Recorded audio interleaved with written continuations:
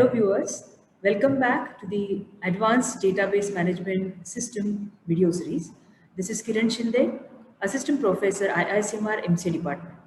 In this video session, we will be discussing on the concept of schedule and we will see some examples on schedule. And then we will try to understand what is the effect of executing a serial schedule on the database system state. So let's start. So first of all, we need to understand to achieve isolation, how the concurrent execution should be done and what are the advantages of concurrent execution. Multiple transactions are allowed to run concurrently in the system and the advantages of this concurrency is first to increase processor and disk utilization, leading to better transaction throughput. It means there can be more than one transactions executing at one time. One transaction can be using the CPU while another is using or reading from and writing to the disk. So there are multiple transactions. Those are utilizing the processor as well as the disk parallelly. And the second advantage will be reduced average response time. For transactions, short transactions need not wait behind long ones. Okay, so ultimately it will result in faster response time. Concurrency control schemes, which we are going to discuss henceforth, these are called as mechanisms to control the concurrency, to achieve isolation, that is to control the interaction among the concurrent transactions in order to prevent them from destroying the consistency of the database. Let's see. The motivation behind this concurrent execution in a database is the same as the motivation which we have already discussed in operating system concept video sessions with respect to multi-programming. So here we start with the first concept as a part of concurrency control schemes, that is schedules. Now what do you mean by a schedule? The concept of schedules is implemented to help identify those executions. Those are guaranteed to ensure consistency. It means we need to identify such executions or we need to identify such transactions. Those are getting executed parallelly, but ultimately they are also assuring the consistency in the database. So the schedules are nothing but sequences that indicate the chronological order in which the instructions of concurrent transactions are executed.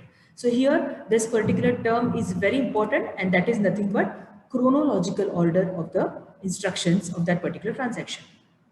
A schedule for a set of transactions must consist of all the instructions of those transactions, and secondly, it must preserve the order in which the instructions appear in each individual transaction.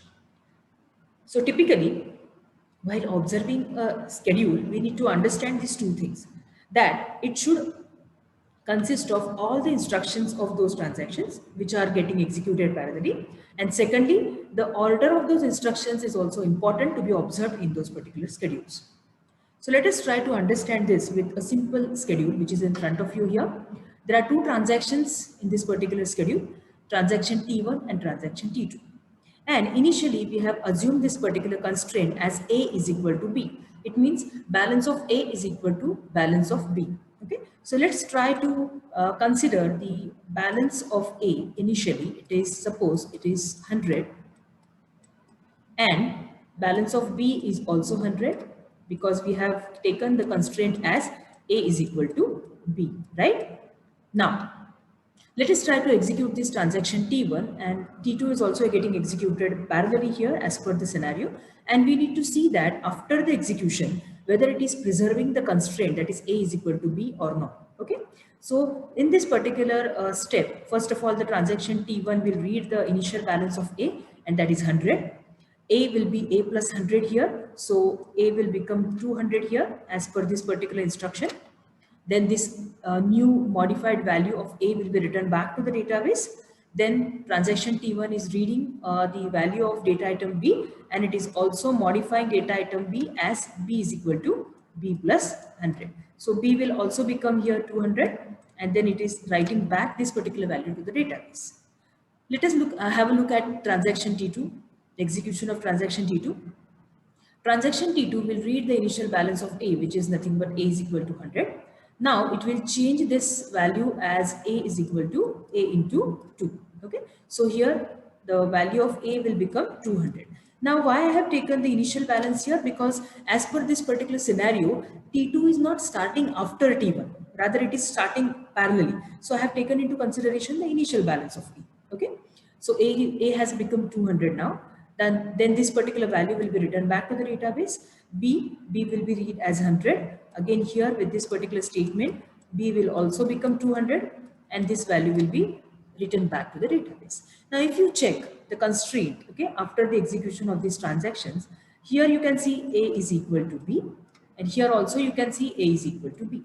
So, what is the takeaway? The takeaway is after the execution of these transactions, since it is preserving the constraint, it is also preserving the consistency, okay, and it is also preserving the isolation in that particular environment, or I can say at that moment of time when these two transactions are getting executed, they are ensuring the isolation as well. Let's move further. This is another example of a schedule which is termed as schedule A. In this schedule also there are two transactions, but now if you just observe one thing here, so here the transaction T1 is first getting executed, and after transaction executes its final instruction, after that transaction T2 is getting started with its execution. Okay, so here you can see T1 is first getting executed and then T2. So it is a serial schedule, I can say, and it is T1 followed by T2. Okay, now let us try to execute this particular schedule with some example. Let us try to put A is equal to 25 and B is equal to 25. As we are preserving the constraint as A is equal to B, so I have taken these two values here. Okay. With the first statement, that is read A, transaction T1 will read the initial balance of A, that is 25. After that, A is equal to A plus 100 will take place, which will modify the value of A as 125. After this, the value will be returned back to the database. Then transaction T1 will read the initial value of B, that is 25. B is equal to B plus 100. Now this B value will be returned back to the database. It will be 125. After this, transaction T2 is getting started. A will be A into 2. Here again, A will be as we are now here going to focus on what is the value of A, okay, whether it is the initial balance or whether some other transaction has modified it. These are the two questions which should struck your mind. In this case, T2 has started after the complete execution of T1. So obviously, the A value which will be read by T2 is nothing but the value which is updated by T1, and that is nothing but 125. Okay, so here A will be 125, and then after the modification 125 into 2, it will become 250, right? Again, same holds for B. The initial balance of B was 25, but when transaction T2 has started and it is trying to read the value B very first time, it should be checked that whether the value of B is modified by some earlier transaction. Yes, it has been modified by transaction T1 and it has become 125. Okay, so B will be 125 and into 2 it will be 250, and this 250 value will be written back. But if you see the result after the complete execution of T2 and T1, what value A is getting, or what value of A is getting stored into the database? 250. And what value of B is getting stored into the database? 250. So ultimately, A is equal to B. This constraint is getting preserved. Okay. So what is the takeaway? Schedule A is preserving the consistency in the database, okay, by preserving the consistency constraint, and ultimately we can say that yes, the isolation is being followed by this particular transaction, or rather I can say by this particular schedule, that is schedule A. Let's move to the next schedule. This is one more schedule. Now here if you see, the sequence is changed a little bit. The transaction T2 is getting executed first, and then transaction T1 is getting executed. So again, we will put some values and cross check the result. Again here A is equal to 25, B is equal to 25. Okay, because the constraint is same, the balance of A is equal to the balance of B. So after the execution of these two statements, my A will become 50 because 25 into 2, and B will also become 50. After the execution of transaction T2, T1 has started. So T1 has read this value A is equal to A plus 100. So now my A will become how much? If you see, the earlier transaction has modified the value of A and it has become 50. So that value was read by transaction T1, and now transaction T1 is modifying that value as A is equal to A plus 100. And now it will become 150. Similarly, it will read the balance of B, which is modified by transaction T2, and it is 50. So 50 plus 100, it will be 150. And finally, what is the value of A? 150. And what is the value of B? 150. So again, this balance, if you just cross-check with the constraint which was imposed in this particular schedule at the beginning, it was A is equal to B. Yes, so this constraint is getting satisfied. So again, what is the conclusion? Schedule B is also preserving the isolation in this concurrency environment. Okay, let us move further and see one more schedule. Suppose here again this particular schedule is having two transactions, T1 and T2. The constraint is changed here a little bit. The constraint is A plus B must be preserved. Now initially what is A plus B? Since here the balance of A is 1000 and B is 2000. So obviously if we add this, our initial balance is 3000, right? Now let us try to execute these transactions. First, T1 has started. Now T1 has actually transferred the $50 from account A. Okay, so now the balance of A will be deducted by 50. So obviously it will become 950, right? So A has become 950. This value of A will be written back to the database. Then again, T1 has started reading B. So initially B is 2000. Now B will become B plus 50. So it will be 2050, right? So this is my modified value of B, right? So B will become 2050. After T1 executes its final instruction, okay, after that T2 has started. T2 has started reading the value of A. Now, obviously, what value it will read? It will read A as 950. Why? Because already transaction T1 has modified the value of A. Now, what T2 has done? It has taken into consideration a variable that is temp, and it is storing into the temp a newly modified value of A, which is nothing but A into 0.1. That is 950 into 0.1. So it will be 95. Now, A again is getting modified by this particular instruction. A is equal to A minus 10.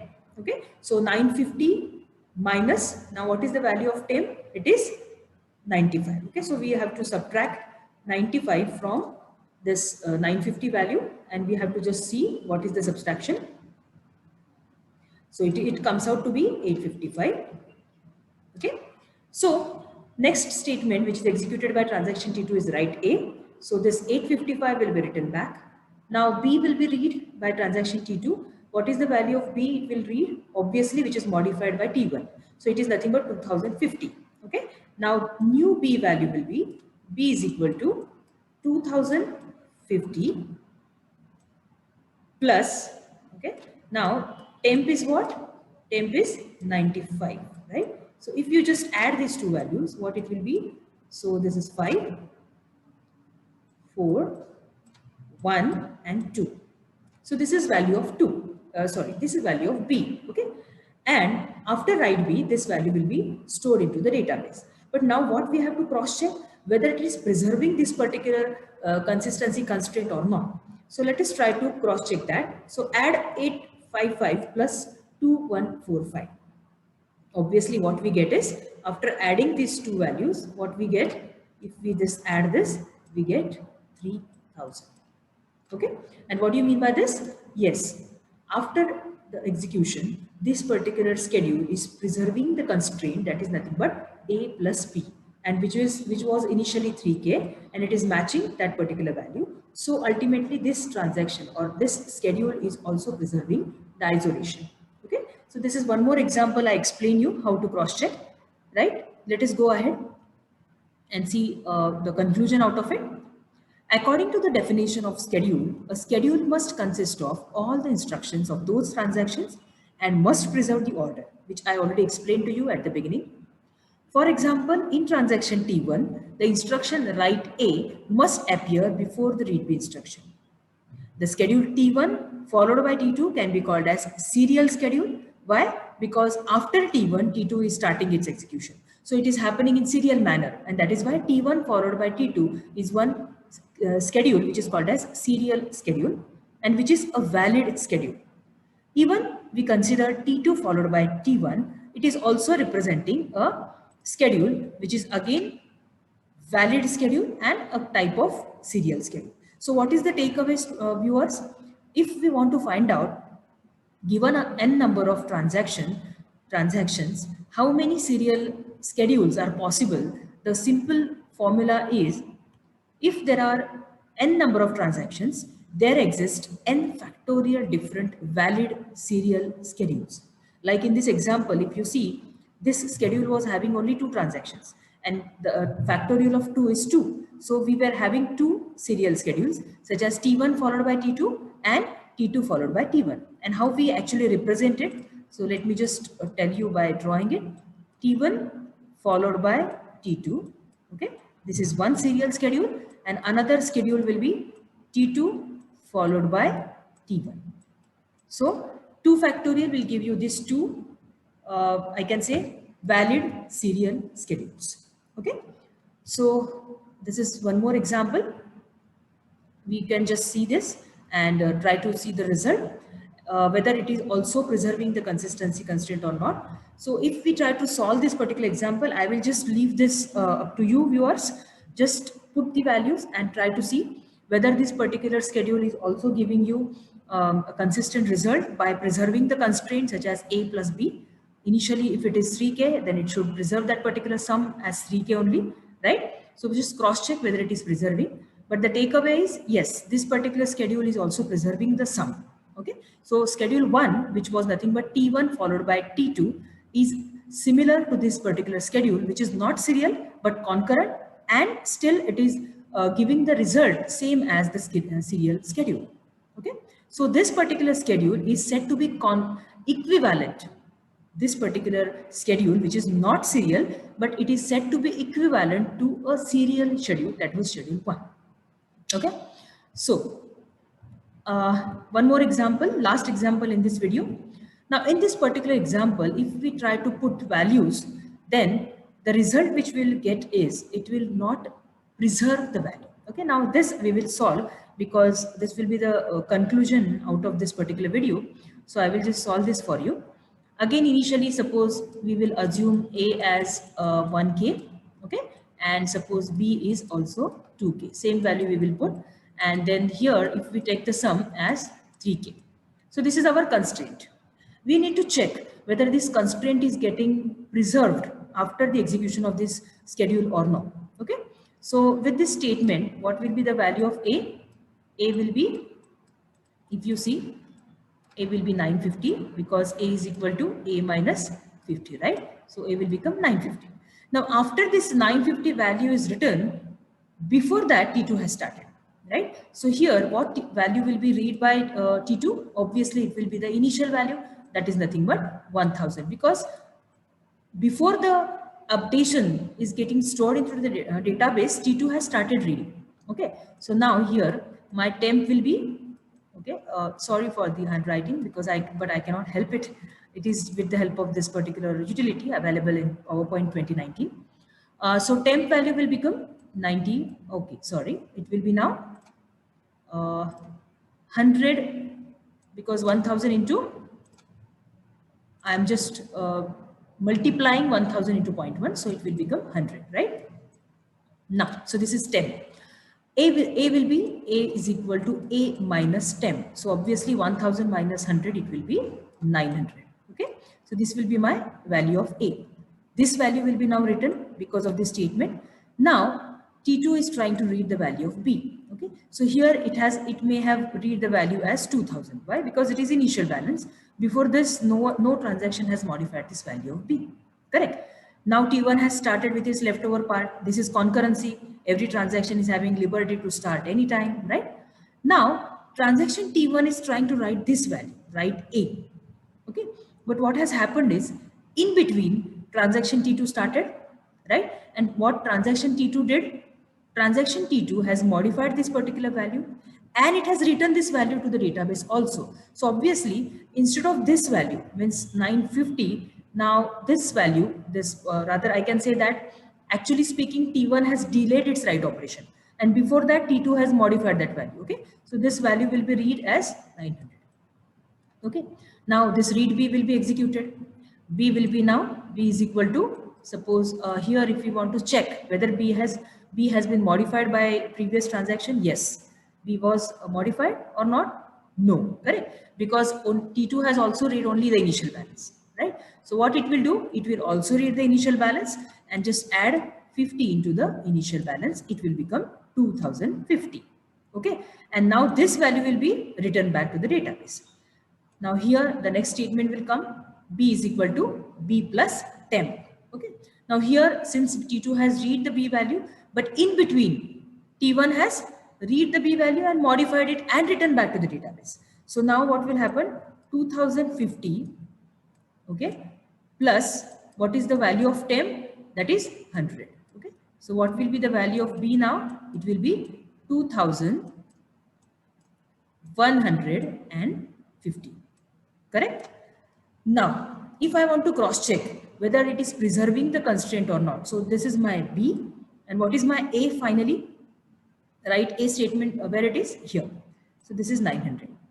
Obviously, if you just add this value of A and the value of B, you are not going to get, after the addition of these two values, you are not going to get 3000. Okay, and what do you mean by that? Yes, the meaning is this schedule. Okay, if you just see, it's a concurrent schedule. This schedule is not preserving the consistency constraint, and which was 3k. Okay, so the following concurrent schedule, which is schedule number 4, does not preserve the value of the sum, that is A plus B. It means it is not preserving the isolation also.